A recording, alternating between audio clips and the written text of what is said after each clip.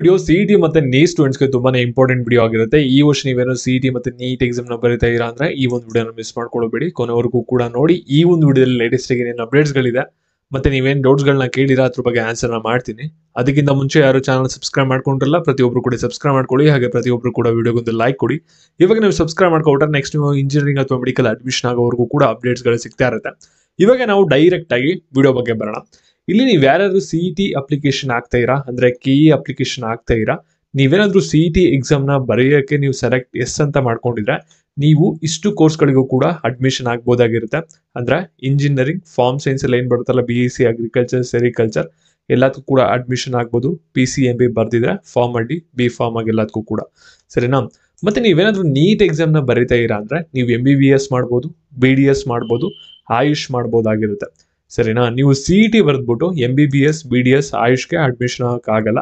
ನೀವು BDS ಮಾಡಬೇಕು, ಆಯುಷ್ ಮಾಡಬೇಕು, MBBS ಮಾಡ್ಬೇಕಂದ್ರೆ ಕಂಪಲ್ಸರಿ ನೀವು ನೀಟ್ ಎಕ್ಸಾಮ್ ನ ಬರೀಬೇಕಾಗುತ್ತೆ ಮತ್ತೆ ನೀಟ್ ಅಪ್ಲಿಕೇಶನ್ ಹಾಕ್ಬೇಕಾಗುತ್ತೆ. ಮತ್ತೆ ನೀಟ್ ಸ್ಟೂಡೆಂಟ್ಸ್ ನೀವು ತಿಳ್ಕೊಬೇಕಾಗಿರೋದು ಏನಂದ್ರೆ, ಇಲ್ಲಿ ನೀವು ಇವಾಗ NTA ವೆಬ್ಸೈಟ್ ಅಲ್ಲಿ ಅಂದ್ರೆ ಈ ಒಂದು ವೆಬ್ಸೈಟ್ ಅಲ್ಲಿ ಏನ್ ಅಪ್ಲಿಕೇಶನ್ ಹಾಕ್ತೀರಾ ಇದು ಬಂದ್ಬಿಟ್ಟು ಎಕ್ಸಾಮ್ ಬರೆಯಕ್ ಮಾತ್ರ.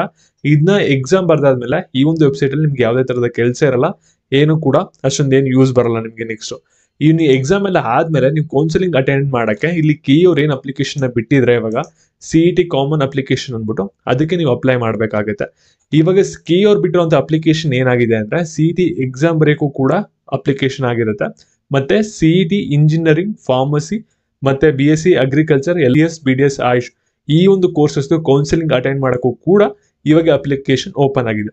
ಅಂದ್ರೆ ಕನ್ಕ್ಲೂಷನ್ ಏನಂದ್ರೆ ನೀಟ್ ಸ್ಟೂಡೆಂಟ್ಸ್ ಬಂದ್ಬಿಟ್ಟು ಇವಾಗ ನೀವು ನೀಟ್ ಅಪ್ಲಿಕೇಶನ್ ಕೂಡ ಹಾಕ್ಬೇಕಾಗುತ್ತೆ, ಹಾಗೆ ಕೆಇ ಸಿಇಟಿ ಅಪ್ಲಿಕೇಶನ್ ಏನ್ ಬಿಟ್ಟಿದ್ರೆ ಅದನ್ನು ಕೂಡ ಫಿಲ್ ಅಪ್ ಮಾಡ್ಬೇಕಾಗುತ್ತೆ. ಸಿಇಟಿ ಎಕ್ಸಾಮ್ ನೀವು ಬೇಕು ಅಂದ್ರೆ ಸ್ಕಿಪ್ ಮಾಡ್ಬೋದು, ಏನೋ ಪ್ರಾಬ್ಲಮ್ ಇಲ್ಲ. ನಿಮ್ಗೆ ನೀಟ್ ಸ್ಟೂಡೆಂಟ್ ಸಿಇಟಿ ಎಕ್ಸಾಮ್ ಬರೆಯಕ್ ಇಷ್ಟ ಇಲ್ಲ ಅಂದ್ರೆ, ಸರಿನಾ?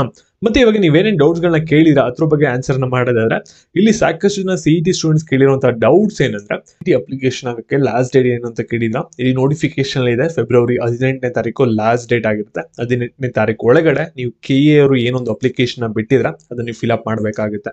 ಮತ್ತೆ ಕೆಇ ಕಡೆಯಿಂದ ಏನಾದ್ರು ಎಡಿಟಿಂಗ್ ಆಪ್ಷನ್ ಬರುತ್ತಾ ಅಂತ ಕೇಳ್ತಾ ಇರಾ, ಯಾಕಂದ್ರೆ ಸಾಕಷ್ಟು ಡೀಟೇಲ್ಸ್ ತಪ್ಪಾಗಿದೆ, ರಾಂಗ್ ಆಗಿ ಎಂಟರ್ ಮಾಡಿದ್ದೀನಿ ಅಂತ ಹೇಳ್ತಾ ಇರಾ.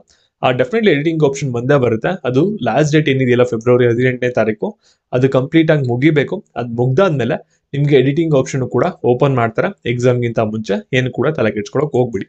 ಬಗ್ಗೆ ಬರೋದಾದ್ರೆ ಈಗ ಇಲ್ಲಿ ನೀಟ್ ಸ್ಟೂಡೆಂಟ್ಸ್ ಗಳು ಏನೇನು ಡೌಟ್ಸ್ ಗಳನ್ನ ಕೇಳಿದೀರಾ ಅಂದ್ರೆ, ಇವಾಗ ನಾವು ಯಾವೊಂದು ಕೋಡ್ ನ ಸೆಲೆಕ್ಟ್ ಮಾಡ್ಕೋಬೇಕು ಅಪ್ಲಿಕೇಶನ್ ಹಾಕ್ಬೇಕಾದ್ರೆ ಅಲ್ಲಿ ಕೋಡ್ 1, ಕೋಡ್ 2, ಕೋಡ್ 3 ಅಂತ ಇದೆ. ನಾವೇನ್ ಸೆಲೆಕ್ಟ್ ಮಾಡ್ಬೇಕು ಅಂತ ಕೇಳ್ತೀರಾ. ಇಲ್ಲಿ ನೀವೇನಾದ್ರೂ ಫ್ರೆಶರ್ ಸ್ಟೂಡೆಂಟ್ಸ್ ಆಗಿದ್ದೀರಾ ಅಂದ್ರೆ ಫಸ್ಟ್ ಟೈಮ್ ನೀಟ್ ಬರೀತಾ ಇದೀರಾ ಅಂದ್ರೆ ಕೋಡ್ 1 ನ ಸೆಲೆಕ್ಟ್ ಮಾಡ್ಕೊಳ್ಳಿ. ನೀವೇನಾದ್ರೂ ರಿಪೀಟರ್ ಸ್ಟೂಡೆಂಟ್ಸ್ ಆಗಿದ್ದೀರಾ, CBSE ICSC ಬೋರ್ಡ್ ಆಗಿತ್ತು ಅಂದ್ರೆ ಕೋಡ್ 2 ನ ಸೆಲೆಕ್ಟ್ ಮಾಡ್ಕೊಳ್ಳಿ.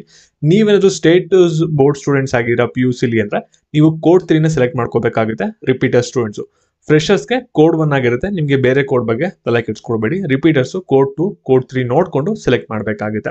ಈ ಸ್ಟೂಡೆಂಟ್ಸ್ ಹೇಳ್ತಾ ಇರೋದೇನಂದ್ರೆ ಅಪ್ಲಿಕೇಶನ್ ಹಾಕ್ಬೇಕಾದ್ರೆ ವೆಬ್ಸೈಟ್ ವರ್ಕ್ ಆಗ್ತಾ ಇಲ್ಲ ಅಂತ ಹೇಳ್ತಾ ಇದ್ದೀರಾ. ಅಂದ್ರೆ ಸ್ವಲ್ಪ ಸರ್ವರ್ ಇಶ್ಯೂ ಬರುತ್ತೆ, ಅಂದ್ರೆ ಜಾಸ್ತಿ ಜನ ಒಂದೇ ಸಲ ಯೂಸ್ ಮಾಡ್ತಾ ಇರೋದ್ರಿಂದ ಈ ರೀತಿ ಪ್ರಾಬ್ಲಮ್ ಆಗುತ್ತೆ. ಯಾಕಂದ್ರೆ ನಿಮ್ ತರನೇ ಲಕ್ಷಾಂತರ ಜನ ಸ್ಟೂಡೆಂಟ್ಸ್ ಅಪ್ಲಿಕೇಶನ್ ಹಾಕ್ತಾ ಇರ್ತಾರೆ ಒಂದ್ ಟೈಮು.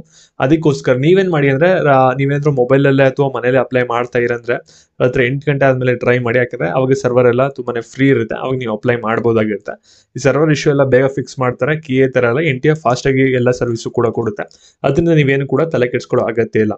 ನೀಟ್ ಅಪ್ಲಿಕೇಶನ್ ಯಾವ ರೀತಿ ಹಾಕ್ಬೇಕು ಅನ್ನೋದನ್ನ ನಮ್ಮ ಆಪ್ ಮತ್ತೆ ವೆಬ್ಸೈಟ್ ಅಲ್ಲಿ ಅಪ್ಡೇಟ್ ನ ಮಾಡಿರ್ತೀವಿ. ಇಲ್ಲಿ ಕ್ಯಾಟಗರಿ ಸೆಕ್ಷನ್ ಅಲ್ಲಿ, ಫ್ರೀ ಸೆಕ್ಷನ್ ಅಲ್ಲಿ ಇರುತ್ತೆ. ಅಲ್ಲಿ ನಿಮಗೆ ನೀಟ್ ಅಪ್ಲಿಕೇಶನ್ ಯಾವ ರೀತಿ ಹಾಕ್ಬೇಕು ಅನ್ನೋ ಡೀಟೇಲ್ಸ್ ಇರುತ್ತೆ, ಅಲ್ಲಿ ಹೋಗಿ ನೀವು ಚೆಕ್ ಮಾಡಬಹುದಾಗಿರುತ್ತೆ. ಸ್ಟೂಡೆಂಟ್ಸ್ ಇನ್ನೊಂದು ಡೌಟ್ ನ ಕೇಳಿರೋದೇನಂದ್ರೆ, ಇವಾಗ ಕಾಲೇಜ್ ಕೋಡ್ ಅಂತ ಕೇಳುತ್ತೆ ಮತ್ತೆ ಸ್ಕೂಲ್ ಕೋಡ್ ಅಂತ ಕೇಳುತ್ತೆ, ಏನ್ ಕೊಡ್ಬೇಕು ಅಂತ ಕೇಳ್ತಾ ಇರಾ. ಕಾಲೇಜ್ ಯಾವ ಒಂದು ಡಿಸ್ಟ್ರಿಕ್ಟ್ ಅಲ್ಲಿ ಲೊಕೇಟ್ ಆಗಿರುತ್ತೆ, ಒಂದು ಡಿಸ್ಟ್ರಿಕ್ಟ್ ಗೆ ಒಂದು ಪಿನ್ ಕೋಡ್ ಇರುತ್ತಲ್ಲ ಅದನ್ನ ನೀವು ಅಲ್ಲಿ ಎಂಟರ್ ಮಾಡಬೇಕಾಗುತ್ತೆ. ಮತ್ತೆ ನಿಮ್ಗೆ ಏನಾದ್ರು ಸಿಇಟಿ ಮತ್ತೆ ನೀಟ್ ಅಪ್ಲಿಕೇಶನ್ ಫಿಲ್ ಮಾಡೋದ್ರಿಂದ ಹಿಡಿದು ನಿಮ್ಮ ಕಾಲೇಜ್ ಹೋಗಿ ಅಡ್ಮಿಷನ್ ಆಗೋವರೆಗೂ ಕೂಡ ಒಂದು ಸಪೋರ್ಟ್ ಬೇಕಾಗಿದೆ ಅಂದ್ರೆ ಈ ಒಂದು ನಂಬರ್ಗೆ ವಾಟ್ಸ್ಆಪ್ ಮಾಡಬಹುದಾಗಿರುತ್ತೆ. ಲೈವ್ ಆಗಿ ನಿಮ್ ಕಣ್ ಮುಂದೆನೆ ಅಪ್ಲಿಕೇಶನ್ ಫಿಲ್ಲಿಂಗ್ ನಡೆಯುತ್ತೆ. Zoom ಮತ್ತೆ ಗೂಗಲ್ ಮೀಟ್ ಅಲ್ಲಿ ಯಾರಿಗೆ ಇಂಟ್ರೆಸ್ಟ್ ಇರುತ್ತೆ ಅವ್ರು ಮಾತ್ರ ವಾಟ್ಸ್ಆಪ್ ಮಾಡಿ. ಮತ್ತೆ ಇದೇ ರೀತಿ ಅಪ್ಡೇಟ್ಸ್ಗಾಗಿ ಚಾನಲ್ ಸಬ್ಸ್ಕ್ರೈಬ್ ಮಾಡ್ಕೊಂಡು ಫಾಸ್ಟ್ ಆಗಿ ಅಪ್ಡೇಟ್ಸ್ ಬೇಕಂದ್ರೆ ಟೆಲಿಗ್ರಾಮ್ ಚಾನಲ್ ಲಿಂಕ್ ಬಂದ್ಬಿಟ್ಟು ಕಮೆಂಟ್ ಸೆಕ್ಷನ್ ಇರುತ್ತೆ, ಕ್ಲಿಕ್ ಮಾಡಿ ಜಾಯ್ನ್ ಆಗಿ. Thank you.